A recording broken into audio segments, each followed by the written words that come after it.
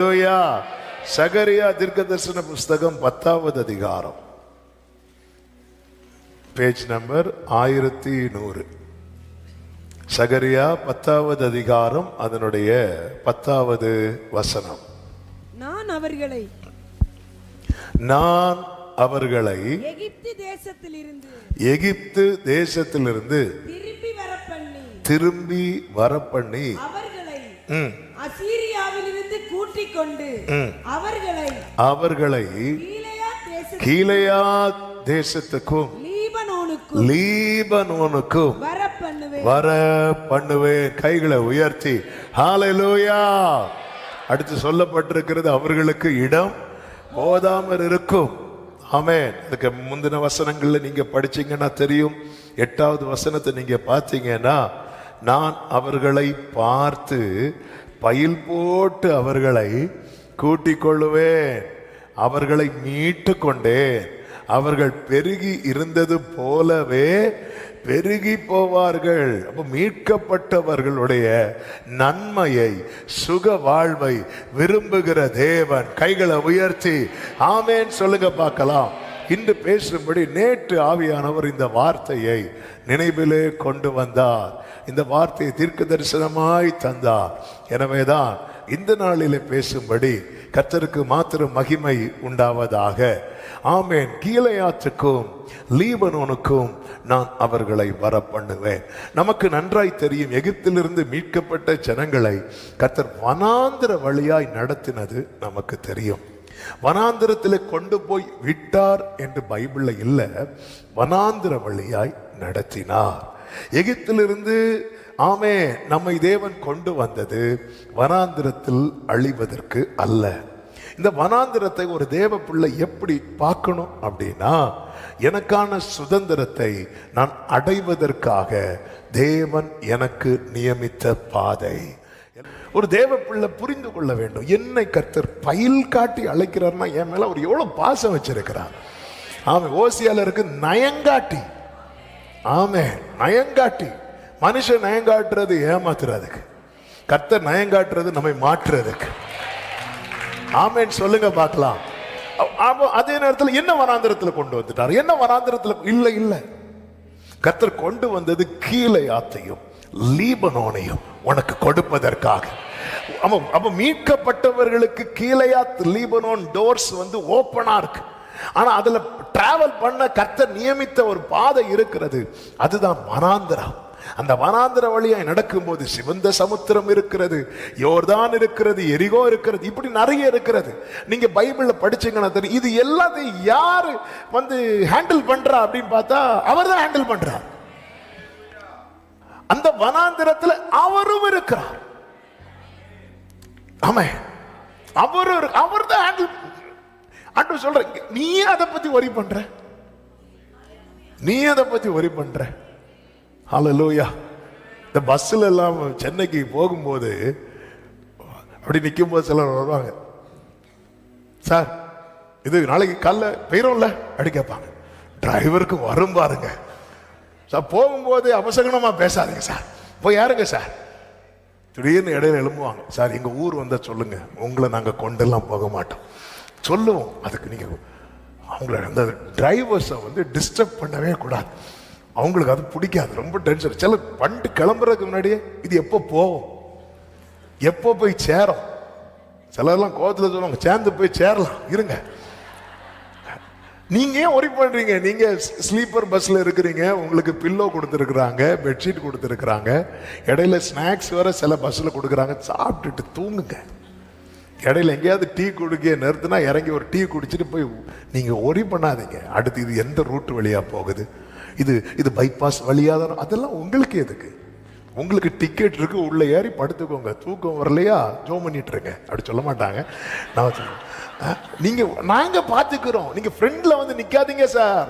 சில ஃப்ரெண்ட்ல வேணும்னே நிப்பாங்க, அவர் கோவத்துல ஒரு பிரேக் அடிப்பாரு பாருங்க.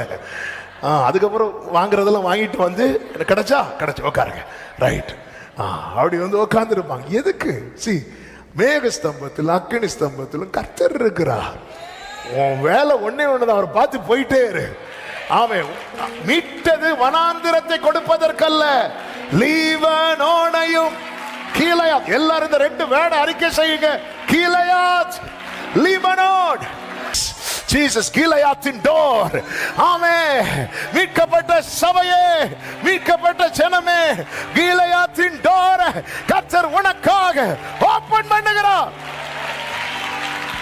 ஆமென் சொல்லுங்க பார்க்கலாம். கீலேயாத்தினுடைய ராலா மாகாராமா அந்த இடத்துல, அந்த பர்வதத்திலிருந்து பயத்தையும் திகிலையும் அப்படி துரத்த வச்சிருவார். துரத்த நீ போ. கொஞ்சம் யோசித்து பாருங்க. 30,000 பேர் இருக்கிறாங்க.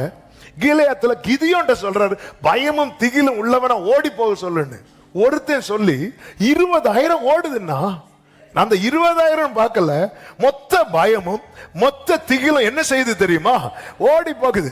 இப்போ நம்ம சொல்ல பார்க்கிறோம், நான் பயப்பட மாட்டேன், நான் பயப்பட மாட்டேன், டேய் எம்மோ அப்படிங்கிறோம். நம்ம சொல்லிட்டு இருக்கிறோம் பயப்பட மாட்டேன், பயப்பட. ஏன்னா அந்த வனாந்திர பாதையில பயணிக்கிறதுனால அது ஓட மாட்டேங்குது. அது போகுது திருப்பி வருது, போகுது திருப்பி வருது. ஏங்க இயேசு கிறிஸ்து வனாந்திரத்துக்கு போனார்ல, வனாந்திரத்துக்கு கொண்டு போகப்பட்டார் இருக்குல்ல. லூக்கா 4:1 இயேசு கிறிஸ்து ஆவியானவரால் எங்க கொண்டு போகப்பட்டா? வனாந்திரத்துக்கு கொண்டு போகப்பட்டார்ல. இனி 4:13 வாசியுங்கள். பிசாசானவன் சோதனை எல்லாம் முடித்த பின் சில காலம். வனாந்திரங்கிறது அப்படிதான், சில டெம்பரரி ரிலீஃப் தான் வனாந்திரம். இது யாருக்கு? இயேசுவுக்கு. வனாந்திரங்கிறது டெம்பரரி ரிலீஃப் தான், சில காலம். ஆனா கிளையாத் என்பது என்ன தெரியுமா? கிளையாத்துக்குள்ள என்ட்ராகிறதுக்கு முன்னாடி அவர் அவ்வளவு அடிபட்டார், அவ்வளவு காயப்பட்டார். அது நடுவில் ஒரு சம்பவம் நடக்கிறது. இனி இந்த சோதனைக்காரன் அவரிடத்தில் வர முடியாதபடிக்கு அவன் தலையை நல்ல கரங்களை தட்டி, இனி இந்த சோதனைக்காரன் அவரிடத்தில் வர முடியாதபடிக்கு, இனி இயேசுவினிடத்தில் இந்த சோதனைக்காரனுக்கு வர முடியாது, முடியாது. அவர் வெற்றி சிறந்தார். ஜெயிக்கணும். அவர் ட்ராக் மாறல. இடையில அழுதார், இந்த பாத்திரம் என்னை விட்டு நீங்க கூடுமானால் நீங்கும்படி செய்யும். இல்ல இல்ல இல்ல, இத நீக்கிட்டா சோதனைக்காரன் வந்து நிப்பா. இத சுமந்தா சோதனைக்காரன் இனி வரமாட்டான். இன்றைக்கு நீங்கள் காண்கிற எகிப்தியரை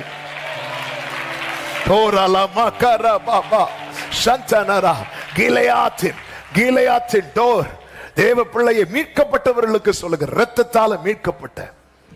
ஆமென், ஆமென், ஆமென். இயேசு கிறிஸ்துவே, என் பாவங்களை எனக்கு மன்னித்து எனக்கு விடுதலை தாரும், எனக்கு ரட்சிப்பை தாரும், என்னை கிருபையா ஏற்றுக்கொள்ளும் என்று சொல்லி உண்மையாய் அவரை நோக்கி கதறுகிறவனை கர்த்தர் தம்முடைய கிருபையினாலும் தம்முடைய இரத்தத்தினாலும் மீட்டுக் கொள்ளுகிறார். அப்படி மீட்கப்பட்டவர்களுக்கு கர்த்தர் கீலேயாத்தின் கதவை திறந்து வைக்கிறார். அங்கே பயணிக்கும்படி கர்த்தர் ஒரு பாதையை நியமித்து வைத்திருக்கிறார். நீ உள்ள என்ட்ராயிட்டேனா, உள்ள என்ட்ராயிட்டேனா, எகிப்தியருக்கு வர பண்ணின ஒரு வியாதி உனக்கு வராது. ஆமென், ஆமென் சொல்லுங்க பார்க்கலாம். உள்ள என்றாகல. ஏன் என்றாகல? என்றாகல, இன்னும் நாம ஒன்றை அறியவில்லை. ஆமென். நாம் நம்மை அறிந்து கொள்ளாதபடிக்கு இருதயத்தை கடினப்படுத்துகிறோம். நம்மை அதான் வார்த்தை வரும்போது எப்பவுமே ஆமென், ஆமென். சிலருக்கு மைண்ட் செட் எப்படி தெரியுமா இருக்கும்? நம்மளை தான் டார்கெட் பண்ணி பேசிட்டு இருக்கிறாங்க. ஆமென். இவர் நம்மளை பத்தி யாரோ போட்டு கொடுத்துறாங்க. இந்த மைண்ட் செட்டோட அதுக்கு நீங்க பெஸ்ட் சர்ச்சுக்கே வராம இருக்கிறது நல்லது. ஏன்னா அந்த டைம் ஏன் வேஸ்ட் பண்றீங்க? இல்ல, கர்த்தர் என்கிட்ட ஏதோ பேசுகிறார், ஆண்டவர் என்னோடு பேசுகிறார், என்னோடு பேசுகிறார். அப்படி ஒரு மனநிலையில இருக்கும் போது ஆண்டவர் பேச பேச, ஐயோ நான் இப்படி இருக்கிறேன் ஆண்டவர், நான் இப்படி இருக்கிறேன் ஆண்டவரே. சில இடத்துல பைபிள் எல்லாம் படிக்கும் போது அவன் அப்படியே ஆண்டவர் உள்ள கொண்டு போகிற பாருங்க, நமக்கு ஷேமா இருக்கும். இன்னும் கரையில தான் நிக்கிறோமா? எவ்வளவு அந்த மகா பரிசுத்த ஸ்தலத்தை நோக்கி நாம பயணிக்கிறவர்கள் எவ்வளவு குறைவுள்ளவர்கள் என்று இதுக்குள்ள போக. அப்ப அந்த இடத்துல தான் நமக்கு யாருடைய சப்போர்ட் இல்லாம முடியாது. அதாவது மூச்சு விட முடியாதவங்களுக்கு கண்டிப்பா எந்த சப்போர்ட் தேவை தெரியுமா? ஆக்சிஜன் சப்போர்ட் தேவை. அது போல கர்த்தர் நியமித்த பாதையில நடக்கவும், பரிசுத்தமாய் வாழவும், நித்தியத்தை சுதந்திரிக்கவும் அவருடைய இயேசுவினுடைய துணை தேவை. அந்த துணையை உறுதிப்படுத்ததான் நமக்காக ஆவியானவரை தந்தருளி இருக்கிறார். ஆவியானவர் என்ன பண்ணுவார் தெரியுமா? நம்ம இயேசுவில் நிலைத்திருக்க வைப்பார்.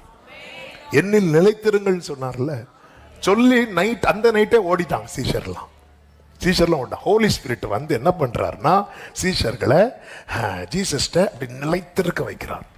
எவ்வளவு அவங்கள டார்ச்சர் பண்ணாங்க, இயேசுவை விடவே மாட்டாங்க. அதுக்கப்புறம் மறுதலிக்கவே இல்லை. அது அந்த வேலையை செய்யறது பரிசுத்த ஆவியானவர். ஆனா நான் நினைக்கணும், நான் விரும்பணும், நான் ஏங்கணும் அதுக்காக. அப்பா நீங்க இல்லைன்னா முடியாதுப்பா. பேதுரு அந்த கடல்ல மூழ்கும் போது இயேசுவேன்னு கத்துனால, நம்ம நடக்கும் போது அவன் கத்தல, மூழ்கும் போது நான் நடக்கும் போதும் கத்தணும். அப்படின்னா நான் மூழ்க மாட்டேன். அவன் நடக்கும் போதே ஆண்டவரே அப்படி ஒவ்வொரு ஸ்டெப் எடுத்தும் போது வந்திருப்பான்னா அவன் மூழ்கி இருக்க மாட்டான். நம்ம எல்லாம் கொஞ்சம் தண்ணி உள்ள போனாதான் கத்துவோம். அவன் நடக்கும் போதே போட்ல இருந்து இறங்கும் போதே ஆண்டவரே ஆண்டவரே, ஏன்னா போட்ல இருந்து இறங்கும் போது நீரே யானால் அவனை காட்டித்தாரேன். நான் யாரும் காட்டித்தாரேன், காட்டி கொடுத்தாருல. அந்த தண்ணீர் கொஞ்சம் உள்ள போனதும் நீ அந்த டைம் சொல்லு, ஆண்டவரே நீரை ஆனால் என்னை காப்பாற்றும். இப்ப சொல்லு ஆவேசம். நீ இந்த ஆண்டவர் வந்து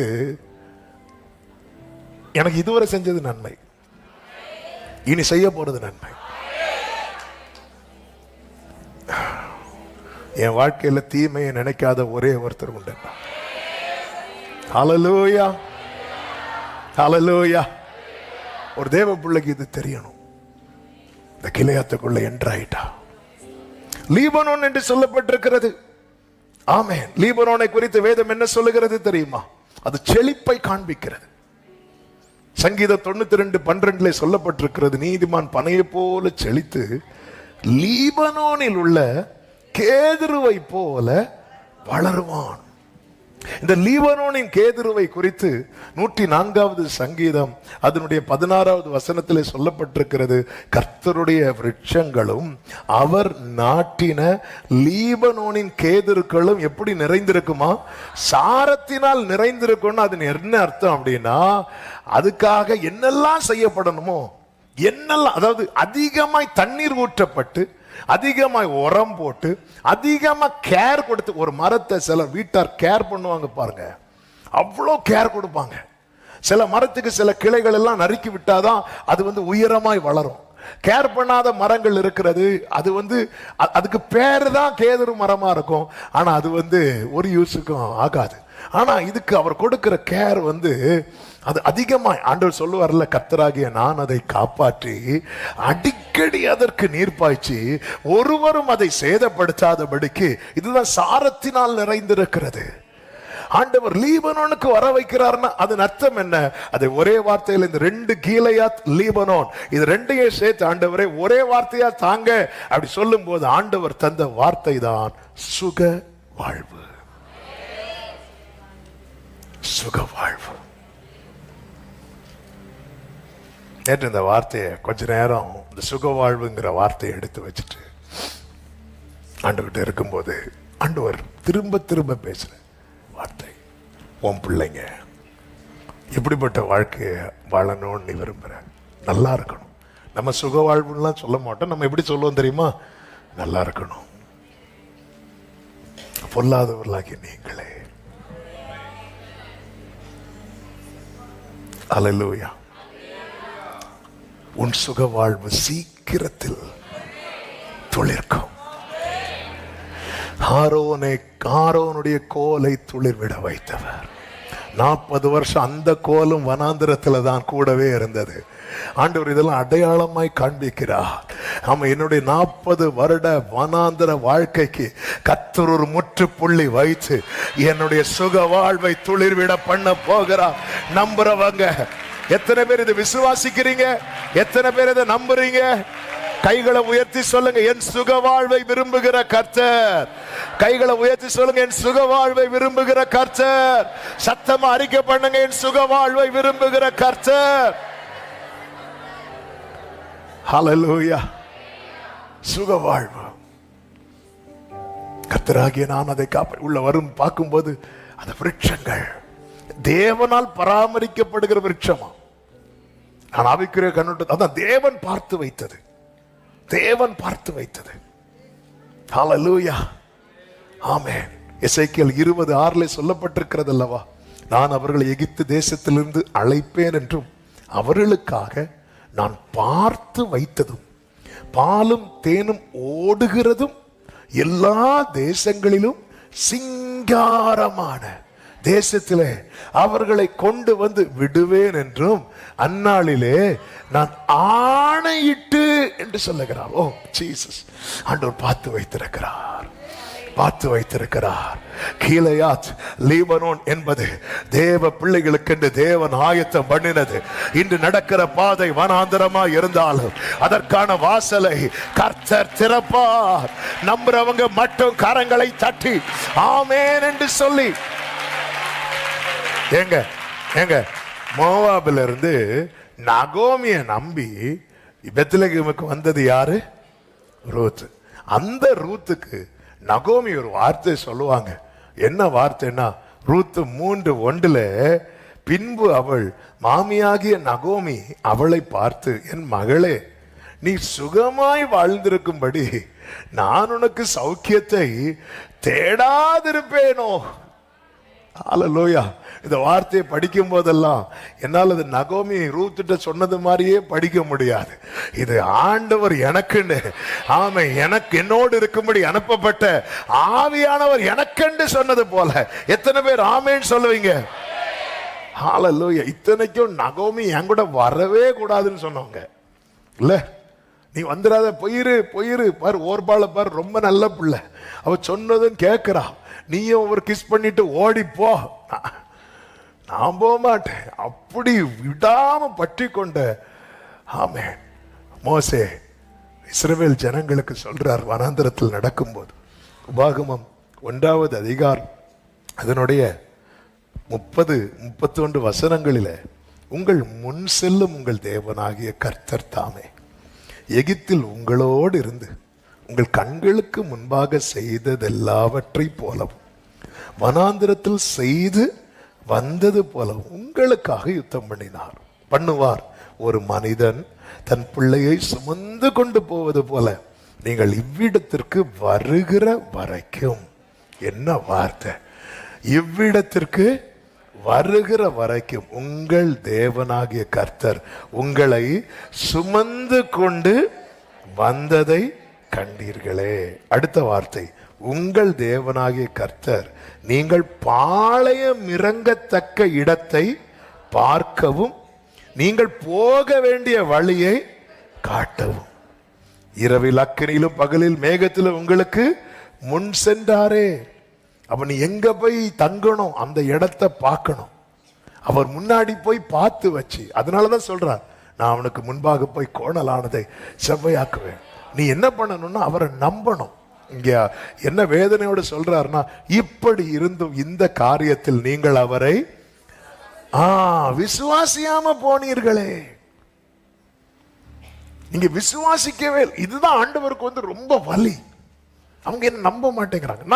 நம்ம மனிதர்களை நம்புறோமே, நம் பெற்றோரை நம்புறோம், நம் சகோதரர்களை நம்புறோம், எல்லாரையும் நம்புறோம். ஆனா ஏன் ஆண்டவர் அந்த அளவுக்கு கூட நம்ப மாட்டேங்கிறோம்? நாம் சும்மா சேர்க்கப்பட்டவர்கள் அல்ல, மீட்கப்பட்டவர்கள். மீட்கப்பட்ட ஒவ்வொருவருக்கு பின்னாக ஒரு பெரிய கிரயம் கொடுக்கப்பட்டிருக்கிறது. ஆண்டவருடைய வலியே இதுதான். உன்னை சுமக்கணுமா, நான் சுமக்கிறேன். நான் பார்த்து வச்சிருக்கிறேன். உனக்கு நான் கீலேயாத்தை வச்சிருக்கிறேன். நீ எகிப்தியனுடைய வியாதியில் அகப்பட்டு கஷ்டப்படுறது எனக்கு விருப்பம் அல்ல. நான் உனக்காக ஃபைட் பண்றேன், நான் உனக்காக யுத்தம் பண்றேன். உன்னை தொடுறவன் என் கண்மணியை தொடுகிறான். நான் உனக்கு அக்கினி மதிலா இருக்கிறேன். பகலிலே ஆமென் மேக ஸ்தம்பம், இரவிலே அக்கினி ஸ்தம்பம். நான் உனக்கு முன் செல்லுகிறேன். பகலில வனாந்திரத்தில் அவ்வளவு வெயில் இருக்கும், உனக்கு நிழல் உண்டாக மேக ஸ்தம்பம். இரவில் அவ்வளவு குளிர் இருக்கும், உனக்கு அனல் உண்டாக அக்கினி ஸ்தம்பம். நான் இப்படி கொண்டு வந்து இப்படி நீ பிரத்யட்சமா பாக்குற. இந்த வனாந்திரம் 40 வருஷம் உனக்கு சம்பாத்தியம் இல்லை, உனக்கு சொல்லிக்கொள்ள எதுவும் இல்லை, நீ இன்னும் வீடு கட்டல, உனக்கு தோட்டம் இல்லை, எதுவும் இல்லை. ஆனா உனக்கு ஒரு குறை இல்லாம நான் ஒவ்வொரு நாளும் நடத்தி வந்தோம். நீ இன்னும் விசுவாசிக்காம இருக்கிறியே. இது தேவனால தாங்க முடியாத வலி. ஒரு தேவ பிள்ளை நம்பணும். என்னை கர்த்தர் ரட்சித்திருக்கிறார். நான் எகிப்திலிருந்து பயில் காட்டி வரவழைக்கப்பட்டவன், அவர் பாச கயிற்றால் இழுத்து வரவழைக்கப்பட்டவன். கடைசி சொட்டு ரத்தம் வரை இன்னும் கொஞ்சம் ரத்தம் அவருக்குள்ள இருக்குங்க. அது கொடுத்தாதான் இவனை மீட்க முடியும் சொல்லி அந்த ரத்தத்தையும் கொடுத்தவர் என் ஆண்டவர். எத்தனை பேர் நம்புறீங்க? இந்த வனாந்திரம் என்னுடைய முடிவல்ல. கீலேயாத்தை காண்பேன், லீபனோனை காண்பேன், கானானையும் காண்பேன். நம்புறவங்க மட்டும் கரங்களை தட்டி ஆமென் என்று சொல்லி உடரபா சந்தரபலவரே இயேசுவை நம்புவே, நாளெல்லாம் நான் பின்பற்றுவே.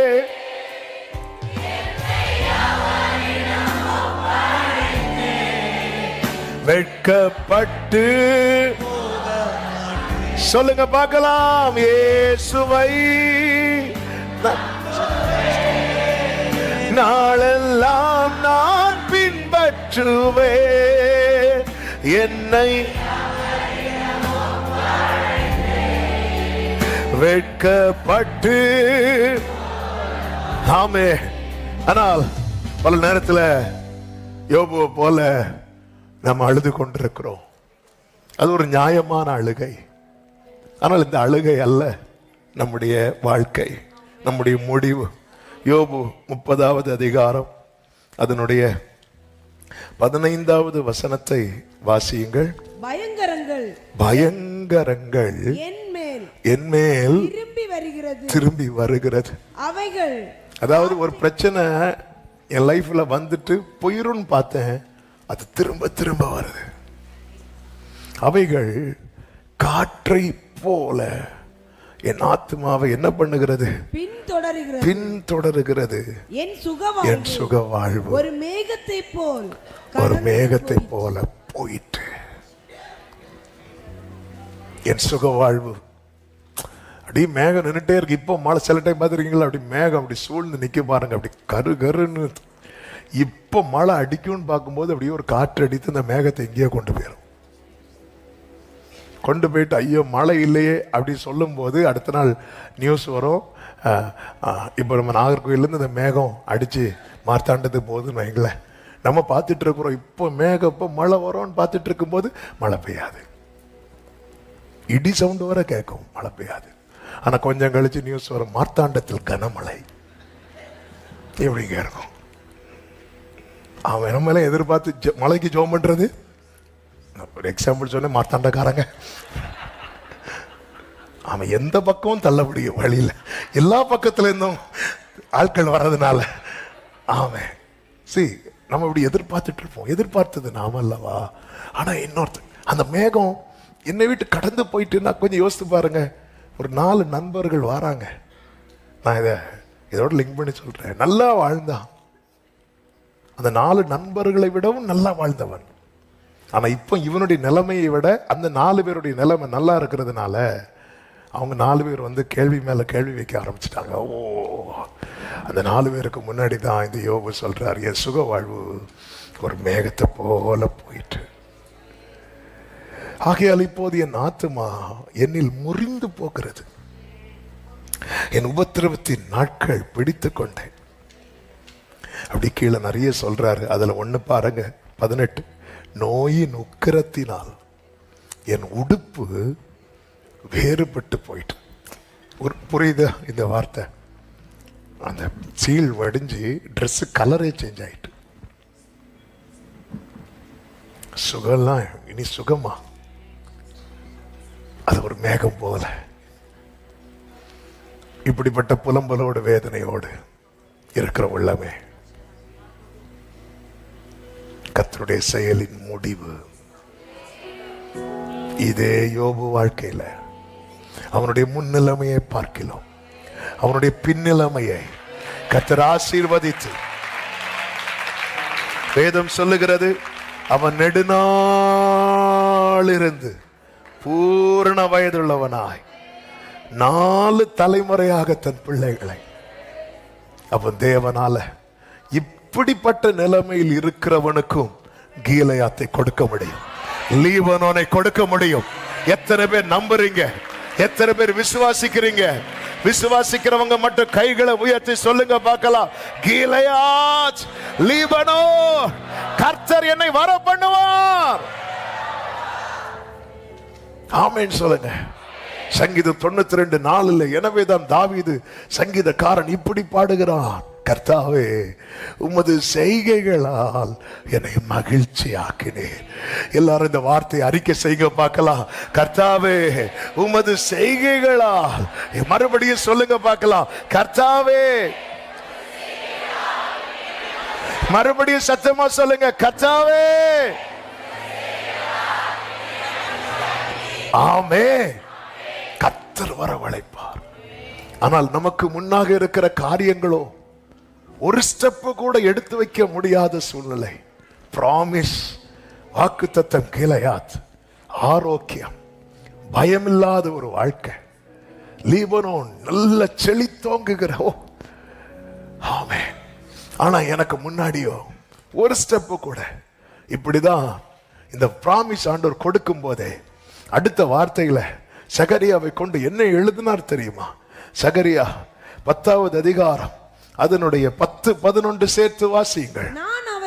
நான் அவர்களை எகிப்து தேசத்திலிருந்து திரும்பி வர பண்ணி அசீரியாவில் இருந்து கூட்டிக் கொண்டு அவர்களை கீலேயாத் தேசத்துக்கும் லீபனோனுக்கும் வர பண்ணுவேன். அடுத்த வார்த்தை, அவர்களுக்கு. அடுத்த வார்த்தை, அடுத்த வசனம், இடுக்கம் என்கிற சமுத்திரத்தை கடக்கையில் அவர் சமுத்திரத்தின் அலைகளை அடிப்பார். அப்பொழுது நதியின் ஆழங்கள் எல்லாம் வற்றி போகும். அசீரியாவின் கர்வம் தாழ்த்தப்படும். எகிப்தின் கொடுங்கோல். சத்தமா ஆமென் சொல்லுங்க பார்க்கலாம். நீ இப்பொழுது நிற்கிறது இடுக்கம் என்கிற சமுத்திரம். உனக்கான வாக்குத்தத்தம் கீலேயாத், உனக்கான வாக்குத்தத்தம் லீபனோன். இடுக்கம் என்கிற சமுத்திரத்தை குறித்து கலங்காதே, அதை அவர் அடிப்பார். ஆமென் சொல்லுங்க பார்க்கலாம். விசுவாசிக்கிறவங்க கொஞ்ச நேரம் அந்நிய பாஷையில, அந்நிய பாஷை பேசு. ஓ ஜீசஸ். பிரியமானவர்களே, பிரியமானவர்களே, பிரியமானவர்களே, இஸ்ரவேலர்கள் சிவந்த சமுத்திரத்துக்கு முன்னாடி நிக்கிறது போல இன்னைக்கு நீங்க எதுக்கு முன்னாடி நின்னுட்டு இருக்கிறீங்க? எதுக்கு முன்னாடி நின்னுட்டு இருக்கிறீங்க? ஆமென். ஹல்லேலூயா. ஆக்சுவலா எடுத்த செர்மன்ல இப்பதான் செர்மனுக்குள்ள என்டர் ஆகுறேன். ஆனா நான் எக்ஸ்பிளைன் பண்ணல. ஆமென். ஒரு 5 நிமிஷத்துல நான் ஜெபிக்க விரும்புறேன். எதுக்கு முன்னாடி நின்னுட்டு இருக்கிறோம்? இதெல்லாம் அடையணும்னா இதை தாண்டணும். கீலேயாத்தை அடையணும்னா யோர்தானை தாண்டணும். யோர்தானை தாண்டணும்னா அதுக்கு முன்னாடி செங்கடல் இருக்கு. ஐயோ, யோர்தானே இனிதான் இருக்கா? ஹல்லேலூயா. யோர்தானே இனிதான் இருக்கு. யோர்தானை கடந்துதான் கீலேயாத்துக்கு போகணும். ஆமென். எதுக்கு முன்னாடி நின்னுட்டு இருக்கிறோம்? இந்த சிவந்த சமுத்திரத்தை கடக்கிறதுக்கான மந்திரம் மோசே உங்ககிட்ட இருக்கா? இல்ல. யார்கிட்ட இல்ல. கர்த்தர் பிராமிஸ் பண்ணிருக்கிறார். எஸ், ஒன்னே ஒண்ணு இருக்கு. அந்த கோலை எடுத்து நீட்டு. அந்த கோலை எடுத்து நீட்டு. இந்த சமுத்திரத்தை நீ பிளந்து விடு. இயேசுவின் நாமத்தில் சொல்றேன். வார்த்தையை நம்பி நீங்க நிக்கிறது சிவந்த சமுத்திரமானால் நீங்க அதை கீழே போடாம நீங்க பிடிச்சிட்டு நிப்பீங்கன்னா அந்த இடுக்கம் என்கிற சமுத்திரத்தை கர்த்தர் அடிப்பார். கர்த்தர் அடிப்பார். சமுத்திரத்தை பார்த்ததும் கோலை கீழே போடுறாங்க நிறைய பேர். கோலை கீழே போட்டுறாதீங்க. கோலை கீழே போட்டுறாதீங்க. கோலை கீழே போட்டுறாதீங்க. நீ அந்த கோலை எடுத்து அவன் என்ன மந்திரம்? கர்த்தருடைய வார்த்தை தான். பிராமிஸ் பண்ணி தானே கொண்டு வரார். நம்பி வார்த்தையை கொடுத்து தானே கொண்டு வருகிறார். ஆமா, கர்த்தர் அதை அடிப்பார். கர்த்தர் அது வற்றி போகும். சத்தம் ஆமென் சொல்லுங்க பார்க்கலாம். ஹல்லேலூயா. ஆண்டவர் சொல்ல, கீலேயாத் என்னுடையது, கீலேயாத் என்னுடையது. இதெல்லாம் கடக்க பண்ணுவார். கால் நனையாமல் நடந்து போனார்களாம். இடுக்கம் என்கிற சமுத்திரம் அதை கடக்கையில். அப்போ ஆண்டவர் இங்க என்ன எடுத்து சொல்றாரு தெரியுமா? நீ ரெடியா இரு. எப்பவுமே நீ புறப்படுறதுக்கு தான் ரெடியா இருக்கணும். 5 காரியங்களை 5 நிமிஷத்துல சொல்லி நான் செபிக்கிறேன். 1, கலங்காதே. கலங்காதே. எகிப்தியர் வரதை பார்த்து இஸ்ரவேலர்கள் பயப்பட்டார்கள். யாத்திராகமம் 14:10 இருக்கு. கலங்காதே, கலங்காதே. உனக்கு பின்னாடி இருக்கிற பார்வோன் சேனையை விட உனக்கு முன்னாடி இருக்கிற கர்த்தர் பெரியவர். கலங்காதே. 2, கலகம் பண்ணாதே, பிரச்சனை பண்ணாதே. சங்கீதம் 106:7 சொல்லப்பட்டிருக்கிறது, எங்கள் பிதாக்கள் எகிப்திலே உம்முடைய அதிசயங்களை உணராமலும் உம்முடைய கிருபைகளின் திரட்சியை நினையாமலும் போய் சிவந்த சமுத்திரத்தின் ஓரத்திலே கலகம் பண்ணினார். இங்க வந்து பிரச்சனை பண்ணிட்டு இருக்கிறாங்க. அங்க எங்களுக்கு கல்ற இல்லைன்னா இங்க கொண்டு வந்த. கலகம் பண்ணாதீங்க, விரோதமா பேசிடாதீங்க. கர்த்தருடைய மீட்பை குறைத்து பேசுறது இருக்குல்ல, அது கலகம் பண்றது. ரிபல்லியஸ் கலகம். கலகம் அது வந்து வேண்டாம். ஆனாலும் பாருங்க இப்படி கலகம் பண்ணதுக்கு அப்புறம் 8வது வசனத்தில் சொல்லப்பட்டிருக்கிறது, ஆனாலும் அவர் தமது வல்லமையை வெளிப்படுத்தும்படி தம்முடைய நாமத்தின் நிமித்தம் அவர்களை, இதுதாங்க ஆண்டவர். எத்தனை இடத்துல முறுமுறுத்து இருப்போம். மோசைக்கு விரோதமா, ஆமென், வார்த்தையை கொடுத்த ஊழியர்களுக்கு விரோதமா எல்லாம் பேசும். சிலர் சொல்லுவாங்க, நீங்க தானே இப்படி சொன்னீங்க. நானா சொன்னேன்? ஆண்டவர் தந்த வார்த்தை இப்படியெல்லாம். ஆமே, ஆனாலும் ஆண்டவர் பாருங்க, அவருடைய நாமத்தின் நிமித்தம் இப்படி அவர் அவர் அவர் மட்டும். நம்ம எத்தனை இடத்துல முறுமுறுத்திருப்போம், கலகம் பண்ணியிருப்போம். அந்த இடத்துல விட்டா கர்த்தர் விடலையே. கர்த்தருக்கு ஆசைங்க, நம்ம இந்த கிளையாத்துக்கு போகணும், இந்த லீபனோனை பார்க்கணும். நம்முடைய சுக வாழ்வை விரும்புகிற கர்த்தர். வேதம் சொல்லுகிறது, ஊழியக்காரருடைய சுகத்தை விரும்புகிறா. எவ்வளவு நல்ல தேவன், சுகத்தை விரும்புகிற கர்த்தர். இஸ்ரவேலை ஆசீர்வதிப்பதே கர்த்தருக்கு பிரியம். அவருக்கு அதுதான் பிடிக்கும். கலங்காதே, கலகம் பண்ணாதே. 3, கண்களை ஏறடு. யாத்திராகமம் 14:10 இஸ்ரவேல் புத்திரர் கர்த்தரை நோக்கி கூப்பிட்டார்கள். கண்களை ஏறடுங்கள். நம்ம எல்லாம் பார்வோனை பார்க்கிறோம், அதான் பிரச்சனை. கர்த்தரை பாருங்கள். கண்களை ஏறெடுத்து கர்த்தரை பாருங்கள். ஆமென். யோசபாத் கர்த்தரை பார்த்தார், பிரச்சனை சால்வ் ஆயிட்டு. பேதுரு காற்றை பார்த்தான், பிரச்சனைக்குள்ள போயிட்டான். கர்த்தரை பார்த்தான், அதுக்கு மேல நிக்கிறான். ஆமென். நம்ம தலைக்கு மேல ஒரு பிரச்சனை போறதுக்கு காரணம் நம்முடைய கண்கள் தவறான இடத்துல ஏறெடுத்து கொண்டிருக்கிறோம். இல்ல, வேலைக்காரருடைய கண்கள் தங்கள் எஜமான்களின் கையை நோக்கி பார்க்குமா போல, வேலைக்காரியின் கண்கள் தங்கள் எஜமாட்டின் கையை நோக்கி பார்க்குமா போல, எங்கள் தேவனாகிய கர்த்தர் எங்களுக்கு இரக்கம் செய்யும் வரைக்கும் எங்கள் கண்கள் உண்மையே. கண்களை ஏறிடு. 4வது, காத்திரு. எதுக்கு காத்திருக்கணும்? முன்னாக இருக்கிற மேகஸ்தம்பம் விலகி பின்னாக. யாத்திராகமம் 14:14 சொல்லப்பட்டிருக்கிறது, கர்த்தர் உங்களுக்காக யுத்தம் பண்ணுவார், நீங்கள் சும்மா இரு. கர்த்தர் காத்திரு. மோசே 40 வருஷம் காத்திருந்தான். அந்த மோசை கிட்ட கர்த்தர் வந்து சொல்றார், உன் பிராணனை வாங்க தேடின மனிதர்கள்ல ஒருத்தர் கூட இப்பொழுது உயிரோடு இல்லை. கர்த்தர் யுத்தம் பண்ணிட்டார். கொஞ்சம் வெயிட் பண்ணு. இத்தனை காலம் பொறுத்தாயே, இன்னும் கொஞ்ச நேரம். 30 வருஷம் பொறுத்தீங்களே மரியாளே, இன்னும் கொஞ்ச நேரம் பொறுத்துட்டீங்கன்னா என் மகிமையை வெளிப்படுத்துவேன். இந்த தண்ணி ரசமாய் மாற்றி இன்னும் கொஞ்ச நேரம் காத்திரு. காத்திருக்கிறவர்களுக்கு சொல்லுகிறது, பின்னோக்கி அல்ல, முன்னோக்கி காத்திரு. அந்த சிவந்த சமுத்திரத்தை பார்த்து, ஏன்னா அதான் நீ பயணிக்கிற பாதை, அப்படிதான் நிக்கணும். பின்னோக்கி அல்ல. பின்னோக்கி காத்திருக்கிறவர்கள் வேற வழி இல்லாம காத்திருக்கிறவர்கள். முன்னோக்கி காத்திருக்கிறவர்கள் விசுவாசத்தோடு காத்திருக்கிறவர்கள். காத்திரு. சத்துருக்களை உற்று பார்த்தால் வாயில துர்ச்செய்தி வரும், கர்த்தரை உற்று பார்த்தால் நற்செய்தி வரும். ஆமென். பிரச்சனையெல்லாம் விட்டு பார்த்து ஐயோன்னு புலம்பிட்டு இருப்போம். கர்த்தரை விட்டு பார்த்து.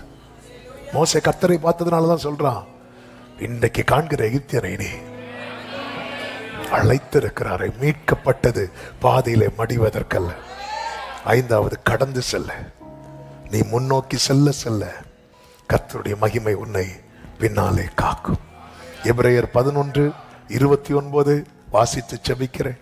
அதிலே சொல்லப்பட்டிருக்கிறது, பை ஃபெய்த், விசுவாசத்தினாலே அவர்கள் சிவந்த சமுத்திரத்தை உலர்ந்த தரையை கடந்து போவது போல கடந்து போனார்கள், நம்பி போனார்கள். அடுத்த வார்த்தை, எகிப்தியர் அப்படி செய்ய துணிந்து. அப்ப எகிப்தியர்ட்ட என்ன இல்லை? விசுவாசம் இல்லை. நிறைய பேர் ஒருத்தங்க செய்யறத பார்த்து செஞ்சு மடிஞ்சு போறாங்க. ஆமென். சிலர் விசுவாசத்துல மெடிசின் எடுக்காம இருப்பாங்க. அவங்க மெடிசின் எடுக்கல, நானும் எடுக்க மாட்டேன் அப்படி சொல்லி உள்ள வியாதியெல்லாம் வாங்கி வச்சுட்டு இருப்பாங்க. அது அவங்களுடைய விசுவாசம். விசுவாசம் சரி உன்னை அதான் சொல்ல, மீட்பை பெருசா பார்க்கணும். மீட்பை பெருசா பார்க்கணும். ஆண்டவர் யாரும் நம்பணும். எகிப்தியரான துணிறாங்க பாருங்க, துணிறாங்க பாருங்க. பை ஃபெய்த், விசுவாசத்தினாலே அவர்கள் சிவந்த சமுத்திரத்தை, உலர்ந்த தரையை கடந்து. கொஞ்சம் யோசிச்சிருந்தா, ஒருவேளை நம்ம பாதியில போய், ஒருவேளை ஏன்னா தண்ணி எப்படி நிக்குதான், மதில அந்த சென்டர் மட்டும்தான், அதாவது இவங்க நடக்கிற பாதை மட்டும்தான் வற்றி போச்சு. சைட்ல பார்த்து சிரிச்சிட்டு இருக்கு. இப்ப விழுவே அப்படியே நிக்குது தண்ணி, அப்படி மதிலா நிக்குது. இப்போ இவங்க இடையில தொட்டு பார்த்துருப்பாங்க. ஐயோ எனக்கு பயமா இருக்கு, எனக்கு பயமா இருக்கு. சிலர் பாருங்க அவ்வளவுதான், ஐயோ எனக்கு பயமா இருக்கு. By faith. ஆமென். இவங்களை இப்படி நடத்துறதுக்காகவே பார்வோனை பின்னாடி கொண்டு வந்து நிறுத்தி வச்சார். இல்லைன்னா யாராவது நடப்போம், மோசே நீங்க போயிட்டு வாங்க, எதுக்கும் நாங்க இங்க டென்ட் அடிச்சு சாப்பிட்டுட்டு இருக்கிறோம். இல்ல வேற வழி இல்ல. கர்த்தர் பார்வோனை கூட பின்னாடி மதுல தான் வச்சிருந்தார். அதான் நான் சொன்னேன்ல, கர்த்தர் தீமை செய்யவே இல்லை. கலங்காதே, கலகம் பண்ணாதே, கண்களை ஏறெடு, காத்திரு, கடந்து செல்ல. ஆமென். லீபனோனும் கேலையாத்தும் கர்த்தர் உனக்காக. இயேசுவின் நாமத்திலே சபையே, என்னை கேட்கிற அன்பு உள்ளமே, கர்த்தருடைய பீடத்திலிருந்து உங்களை பிளஸ் பண்றேன். கர்த்தர் உங்கள் வாழ்க்கையிலே சுக வாழ்வை துளிர்க்க பண்ணுவாராக. சத்தம் ஆமென் சொல்லுங்க பார்க்கலாம். எல்லாரும் எழுந்து நிற்கலாமா? காலடி தெரியாமல் போனாலும் கர்த்தர் என் பக்கம் உண்டு, கர்த்தரின் முன்னே உண்டு. காலடி தெரியாமல் கர்த்தர் என் முன்னே உண்டு. சமுத்திரம் ஒதுக்கி வழிகாட்டுவார், நம்பி நான் முன் செல்லுவேன். சமுத்திரம் ஒதுக்கி வழிகாட்டுவார், நம்பி நான் முன் செல்லுவேன். கைகளை உயர்த்தி இயேசுவை நம்புவே, நாளெல்லாம் நான் பின்பற்றுவே. என்னை அவரிடம் வெட்கப்பட்டு போக மாட்டேன். இயேசுவை ஓரளமம் ரே செதனரே, என்னை அவரிடம் ஒப்படைத்தேன், வெட்கப்பட்டு போக மாட்டேன். வனாந்திரமே வாழ்க்கையானாலும் கர்த்தர் என் பக்கம் உண்டு. வனாந்திரமே வாழ்க்கையானாலும் கர்த்தரின் பக்கம் உண்டு. வேண்டியதை எஸ் நம்பி நான் முன் செல்லுவே. வேண்டியதை ஆமென். இயேசுவை நம்புவேன். இயேசு இந்த வனாந்தரம் அல்ல முடியும். கீலேயாத்துக்கும் லீபனோனுக்கும் கர்த்தர் வரவழைப்பா, கர்த்தர் வர பண்ணுவேன் என்று வாக்கு தந்திருக்கிறார். Yes yes yes amen. வெட்கப்பட்டு போக மாட்டேன். கர்த்தர் விட மாட்டார், விட மாட்டார். வாமே நம்புவே, நாளெல்லாம் நான் பின்பற்றுவே.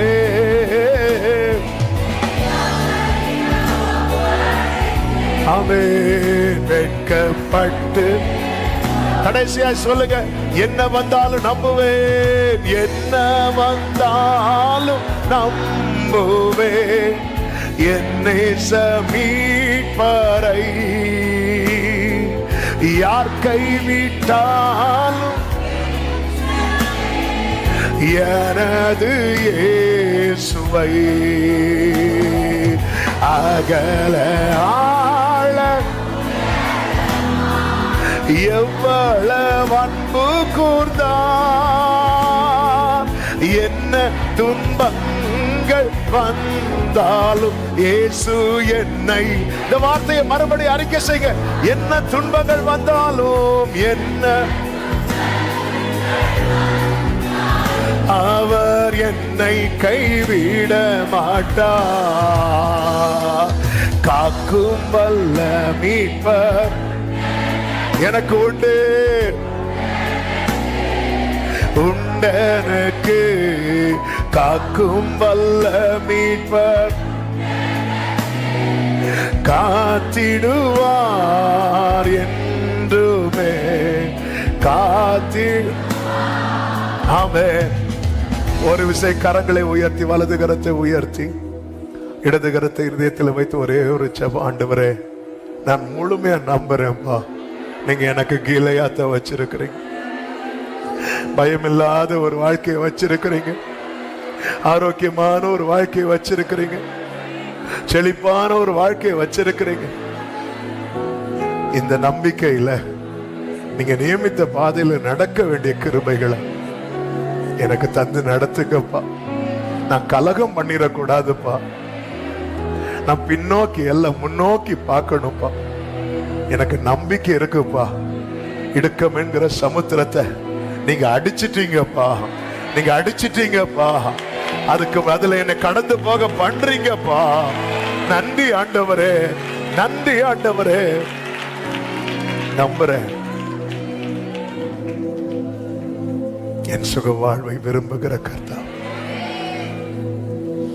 கிளையாத் லீபனோன், என கொஞ்ச காலத்தில் அல்லவோ லீபனோன் செழிப்பான வயல்வெளி, ஓரலபா கரபா சதரபா, இன்னும் கொஞ்ச காலத்தில் அல்லவோ, இன்னும் கொஞ்ச காலத்தில் அல்லவோ, இன்னும் கொஞ்ச காலத்தில் அல்லவோ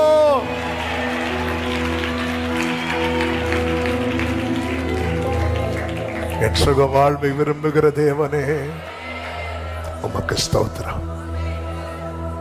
எத்தனை பேர் இந்த வேளையில யோபு போல நிக்கிறீங்க, ஒரு மேகத்தை போல என் சுக வாழ்வு போயிட்டு.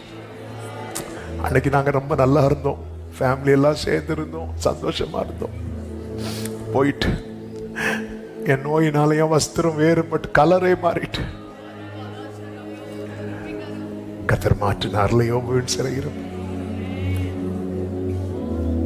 கைகளை உயர்த்தி, உங்களால மட்டும்தான் இதை செய்ய முடியும். அந்த கிருபையின் மேகம் எங்க மேல வந்து நிழலிடட்டும். நல்ல தகப்பனை, இரக்கமுள்ள தேவனை, நம்முடைய பிள்ளைகளை மனதார வாழ்த்தி ஆசீர்வதித்து செபிக்கிறேன். இன்னைக்கு பேசுற வார்த்தை இந்த சமீபத்துல தூரத்துல ஒருவேளை இன்னைக்கு தான் ஃபர்ஸ்டா இதை கேட்டிருக்கலாம். பிளஸ் பண்ணி செபிக்கிறேன். இன்னும் யாராவது எகிப்தின் பிடியில இருப்பாங்கன்னா, பாவ பிடியில இருப்பாங்கன்னா, கிருபையா அவர்களை மீட்டு கொண்டு வாங்கப்பா. நீர் ஆயத்தம் பண்ணி நீர் பார்த்து வைத்த ஆண்டவரே அந்த அந்த செழிப்பான அந்த நன்மையான வாழ்க்கையை உடைய பிள்ளைங்க சுதந்தரிக்க கர்த்தர் அனுக்கிரகம் செய்வீராக என்று வாழ்த்து.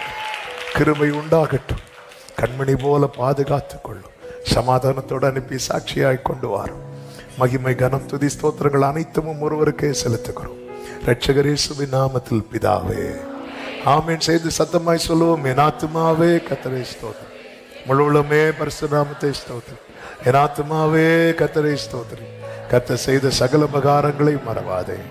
ஆமென். நம்முடைய கர்த்தராகிய இயேசு கிறிஸ்துவின் கிருபையும் பிதாவாகிய தேவனுடைய அன்பும் பரிசுத்த ஆவியானவருடைய ஐக்கியமும் சிநேகமும் பாதுகாவலும் நம் அனைவரோடும் எல்லா பரிசுத்தவான்களோடு கூட கர்த்தருடைய வருகை மட்டும் தங்கியிருப்பதாக. ஆமென். ஹல்லேலூயா. God bless you. கர்த்தர் உங்களை ஆசீர்வதிப்பாராக. ஆமென்.